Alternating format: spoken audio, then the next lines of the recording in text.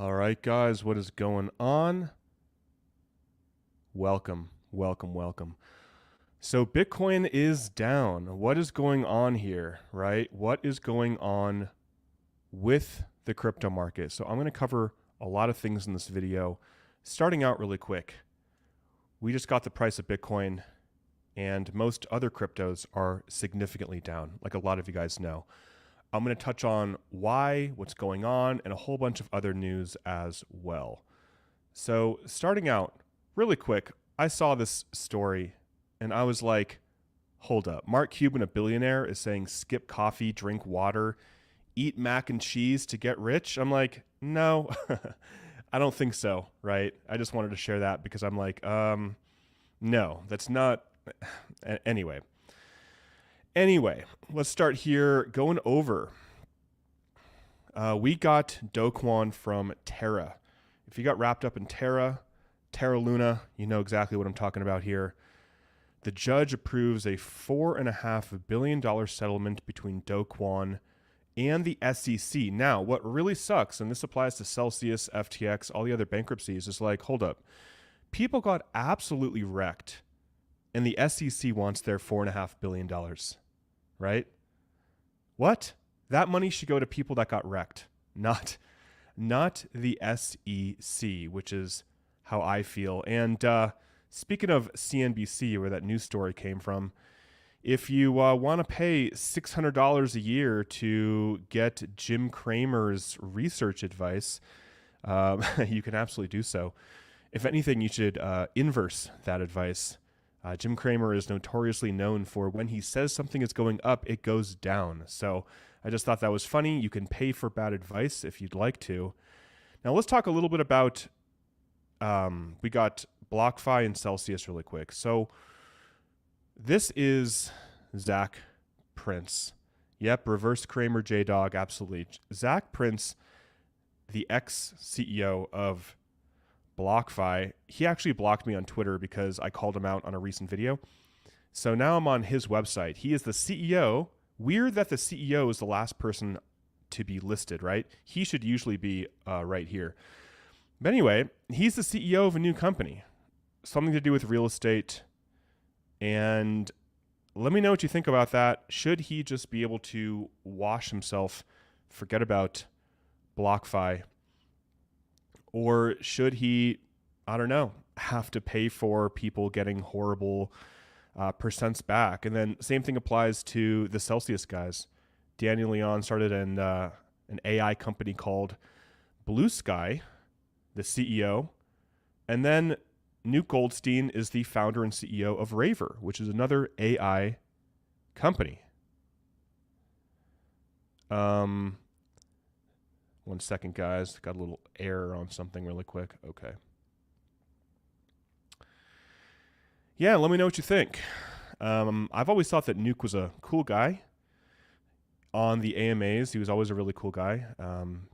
Don't know much about Daniel. He wasn't really on the AMAs. But anyway, let's talk about this. Advisors wary. So this is really big news, guys. Advisors, like we got investment advisors and whatnot. Advisors are wary of Bitcoin ETFs. So why this is really bullish, why this is really, really bullish is this. Financial advisors have been slow to adopt them, meaning they have been slow to promote and recommend Bitcoin ETFs to their clients. Why is that really important? Well, we've been seeing, $50 billion plus of inflows to the Bitcoin ETFs, right? And even with those massive inflows, that doesn't even account for the advisors that are still wary. So 80% of Bitcoin ETF purchases have likely been coming from self-directed investors who have made their own allocation, often through an online brokerage account. So this is a very, very bullish story. And I'll talk about other stories coming up in this live stream. I got a lot planned for you guys. But anyway, 80% of Bitcoin ETF purchases, 80% self-directed investors. That just means like normal people, mom and pops, right? Buying Bitcoin on their own. This is not managed funds, right? This is not all of the independent advisors that are overseeing billions, if not trillions of dollars, right? Maybe like yourself or your parents, right? You'll like pay somebody to help you invest. Those people have not been promoting the ETF, which is really, really bullish because there's a lot more money that will be coming in. Hedge funds and brokerages have also been buyers, but registered investment advisors, or RIAs, have been a little bit more wary. I think this is great news. An investment advisor is a fiduciary to their clients. This is an asset class, meaning Bitcoin, that has a 90% volatility. Yeah, it's very volatile.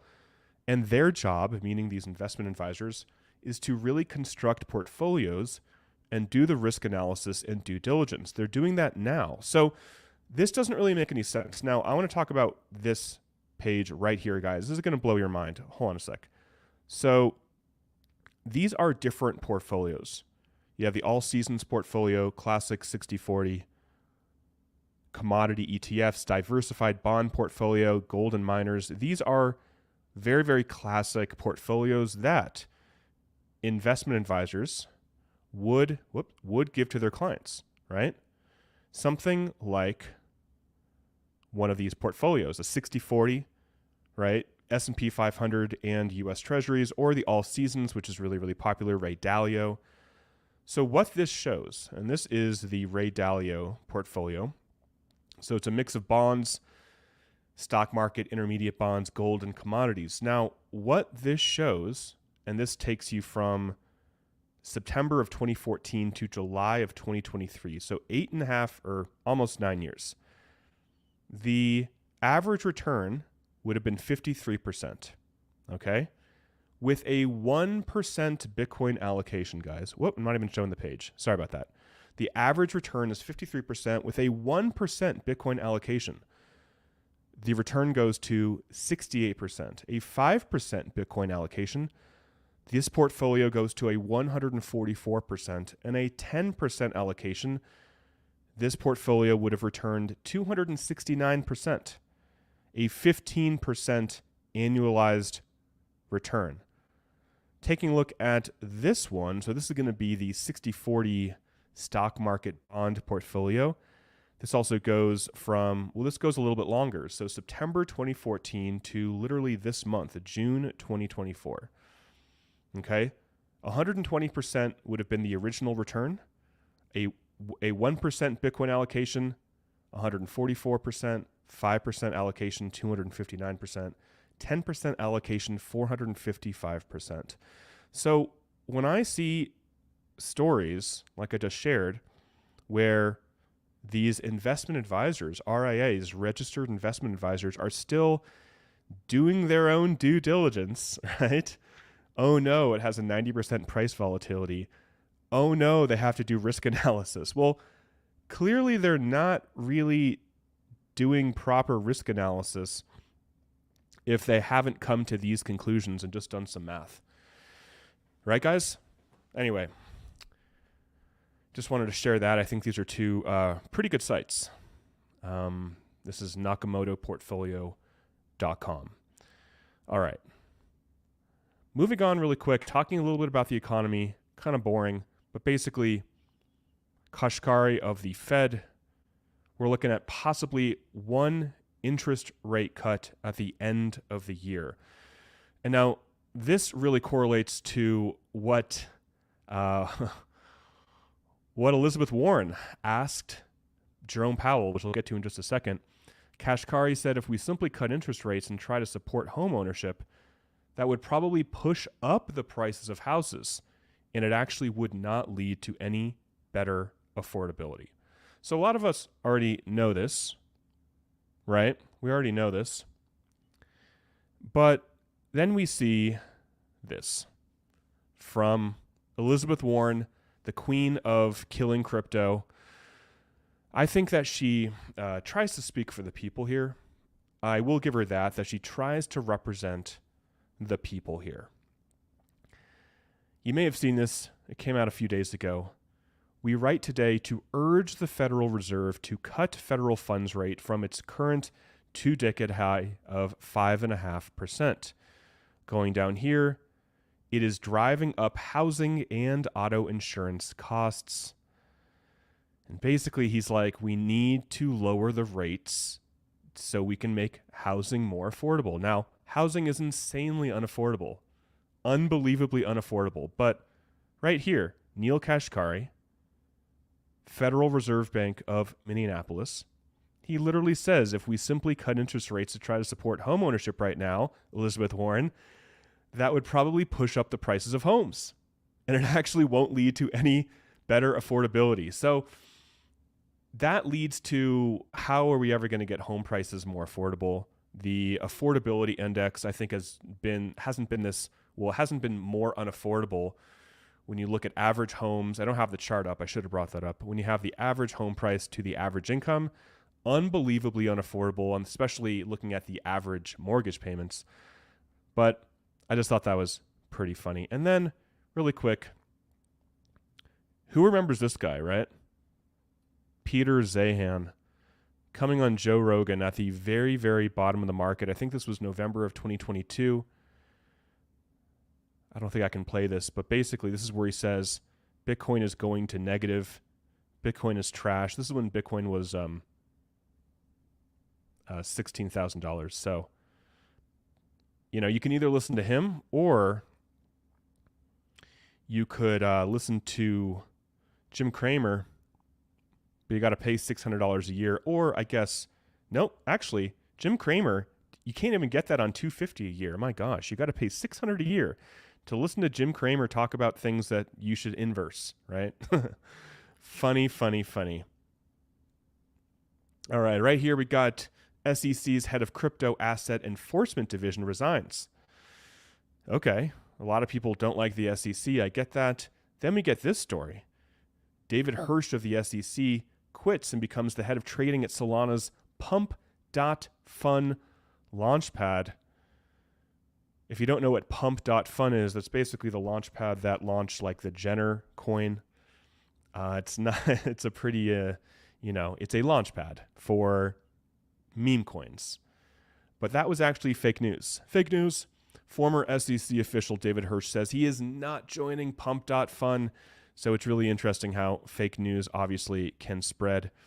And even Binance News said that he is joining Pump.Fun. So can't really trust anything these days, right? Here we got a story, really interesting. Tether launches gold-backed US dollar stablecoin. So if that sentence didn't make sense to you, don't worry.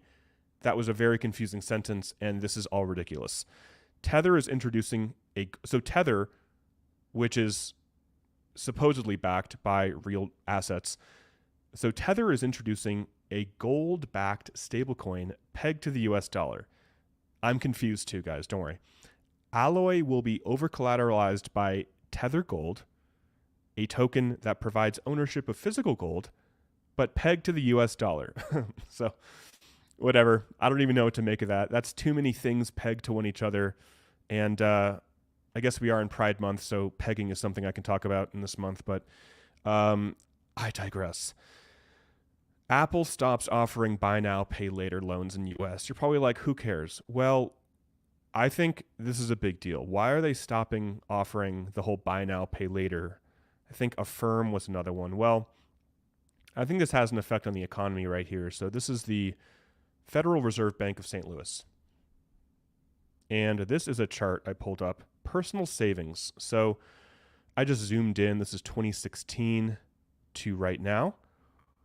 So during the massive monetary expansion, people getting sent money for doing nothing, 2020 to 2021, we saw personal savings rise to a really, really high level. So in billions of dollars, 6,000 billion, it's a lot. And now we are basically back to where we were in 2016. So all of that excitement of people having all this money, it's coming down. It's back to levels before they were airdropped meme coins in the form of US dollars, right?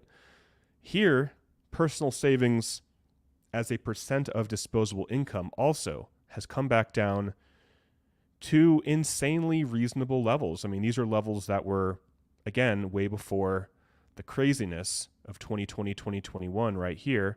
Let me just zoom in right there.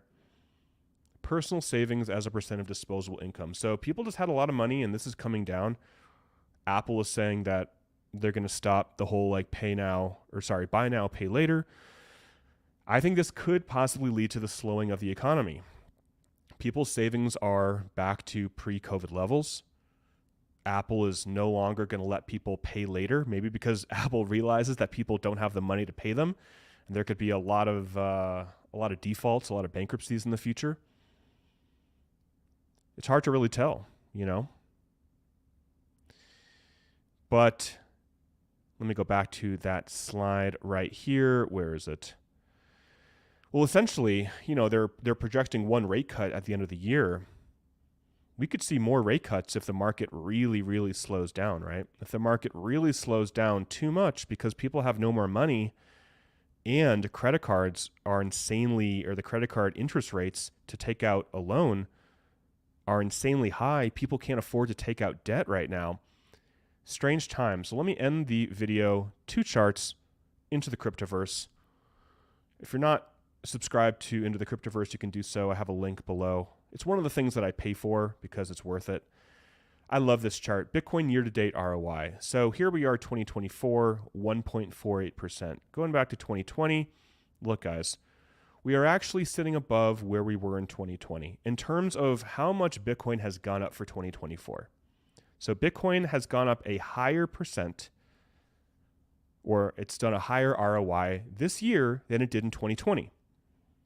So the same time in 2020, which is 4 years ago, Bitcoin was at a 1.31x, and we are at a 1.48. Now, why does this matter? Well, look what happened in 2020. Bitcoin ended up doing over a 4x. So what does this mean to me? Well, it means to me that even if Bitcoin comes down a little bit, even if it, drops to where we were in 2020, I'm still pretty excited for the rest of this year, right? There's still a lot of room to grow, especially if we match what we did in 2020. So you can see we've been above 2020 for most of this year. You can see the solid yellow line right here is 2024, and the dotted line is 2020. So I'm not concerned with the current price action. It is what it is.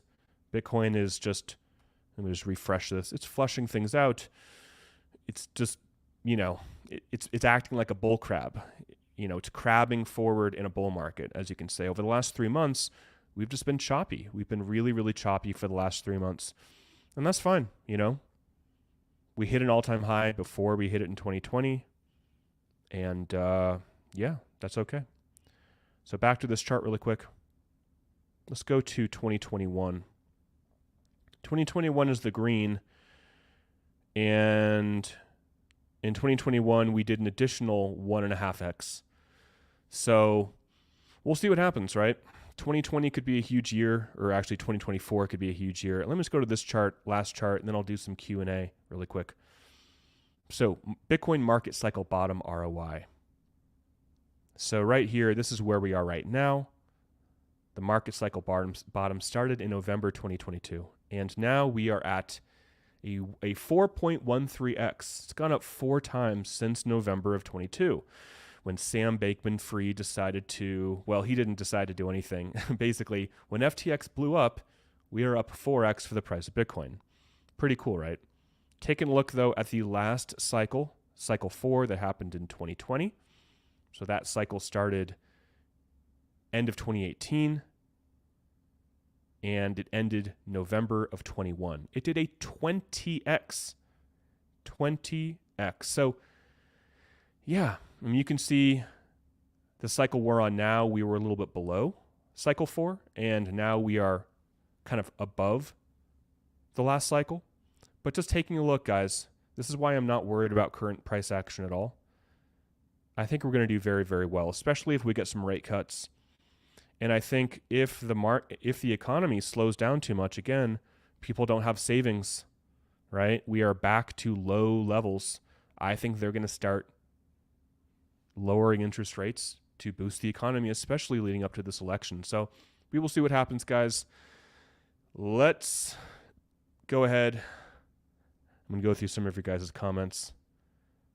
Let's see if I can do this really quick. Q&A time. All right, guys. Let me go back to our favorite screen, which is the Bitcoin price.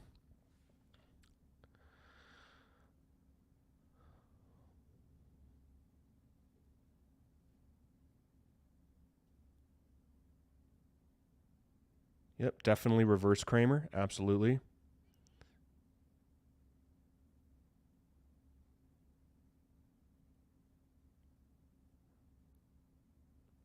J-Dog saying it's open interest driving the price or down the price. Once spot is brought up, price goes up. Yeah. So there are factors.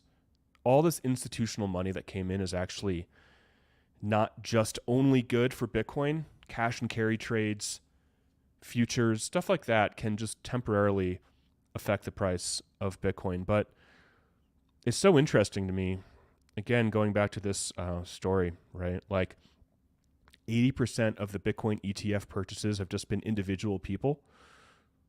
I mean, and we're still like, what, at $58 billion of inflows for these ETFs. So,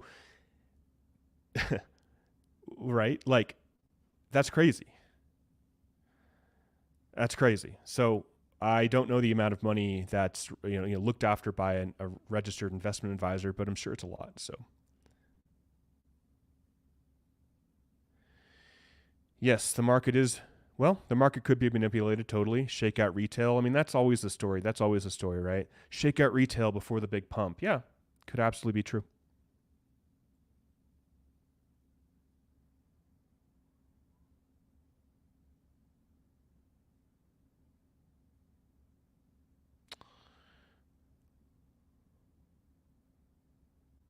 All right, guys. Well, let's chill here for a little bit longer. How long have I been going? 22 minutes. 482 people watching. Nice. So feel free to ask some questions about anything. Man, people asking about meme coins. Meme coins are weird. They go up as fast as they go down. So, have fun with them. They are a play on, they're a play on culture, right? So if you think Trump's going to win, maybe his meme coin will go up. If you think, but looking right here, MAGA hat down 13%. I mean, these things, yeah, I don't like promoting meme coins right now just because of how insanely volatile they are. If you want, what is it? If you're an Andrew Tate fan, I mean, feel free to enjoy his pump and dump, whatever.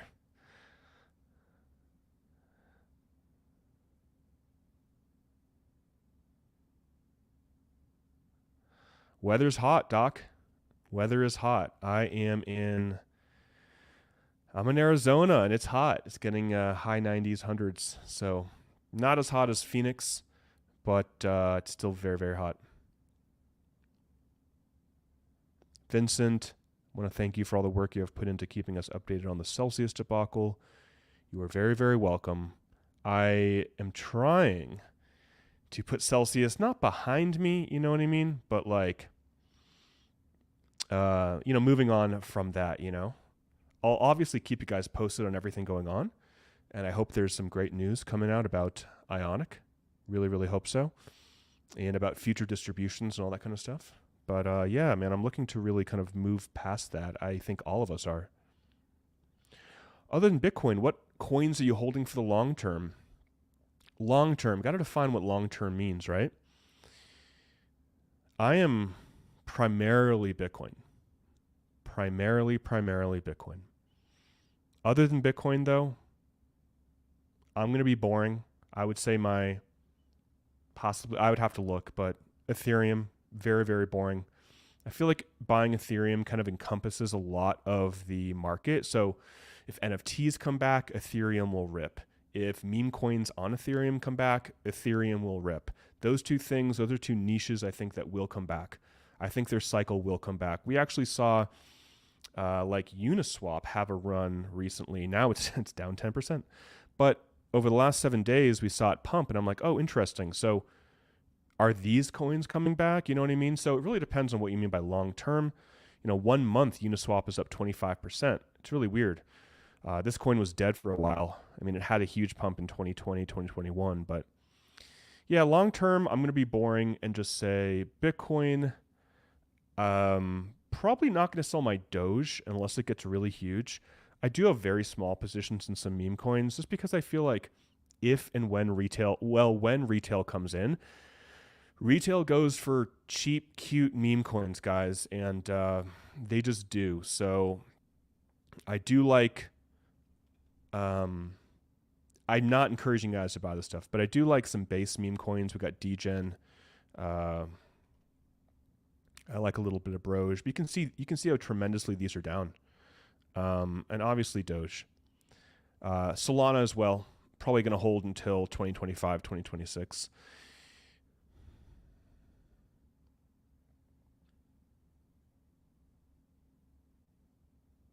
I had no idea that I was not showing my screen that whole time. My bad.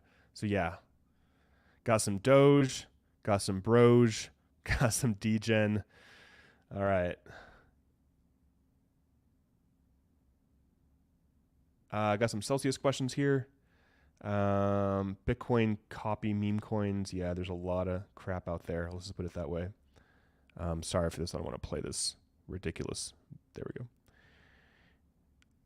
go. Signing up for Coinbase.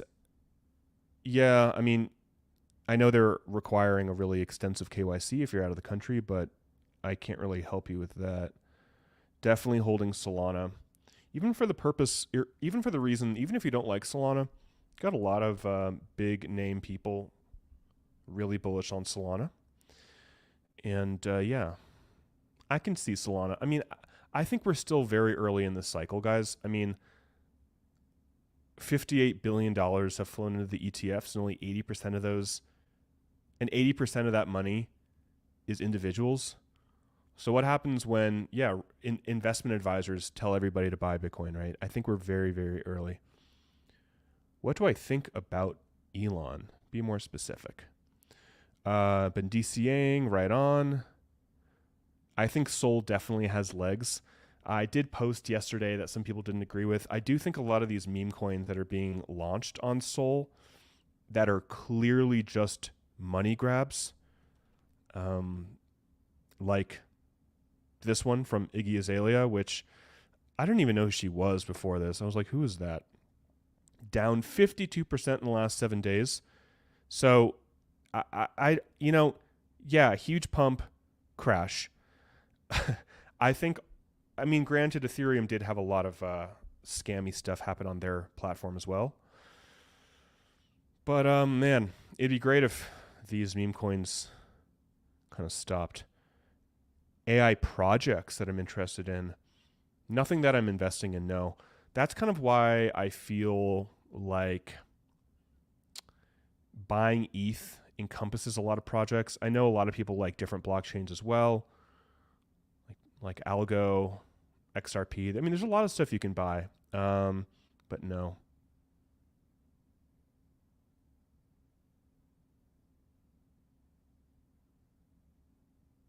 Have you had any jobs? Yes. I've had many jobs in my life. Well, many? I don't know. Well, let's see. Yeah, I had jobs in high school. I was then a yoga teacher when I graduated college. Then I was a massage therapist, so I worked at spas and chiropractic offices and stuff like that. Then I worked at 24 Hour Fitness.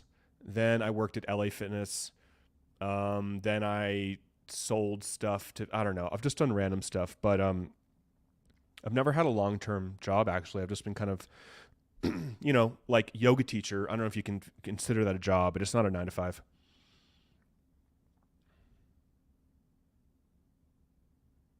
His sailor tweets. I think I may have missed that. Let me see what's going on with that.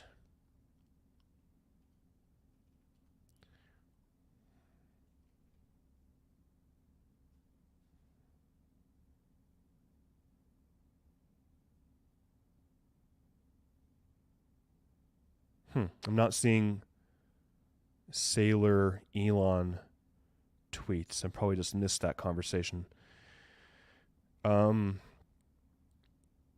Yeah, we'll see.